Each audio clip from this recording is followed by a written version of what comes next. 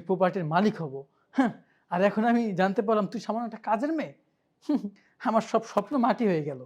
তোকে তোর পিছে আমি শুধু সময় নষ্ট করেছি। তোর মতো কাজের মেয়ে না আমার বাড়িতে 10টা আছে। আর তুই ভাবছিস আমি তোর সাথে প্রেম করব, তাই না? হুম, আর তুই কি বললি? তোর মনটাকে আমি ভালোবাসি। আরে আগে যা বলেছি। এখন আমি তোর মন-টন কিচ্ছুকে ভালোবাসি না। বুঝতে পারছিস? যা। তার মানে ইসমাইল, তুমি আমাকে কখনো ভালোই বাসোনি? তুমি আমার টাকা পয়সা গাড়ি বাড়ি দেখে আমাকে ভালোবাসছিলা? ফোনে তো অনেক বড় বড় কথা বলতা যে আমি কখনো তোমাকে ছেড়ে যাব না, তুমি আমার শেষ, তুমি আমার শুরু। চুপ কর।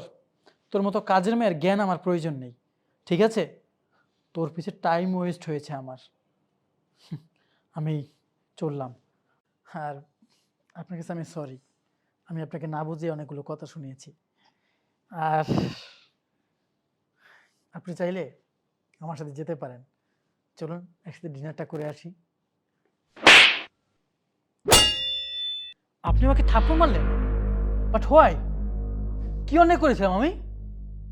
ঠিক করেছি, এটার প্রাপ্য। মানে কি বলতে চাও তুমি?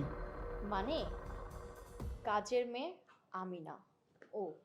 আমি এই বাসার মালকিন। কি বলছে ও? আপনার সামনে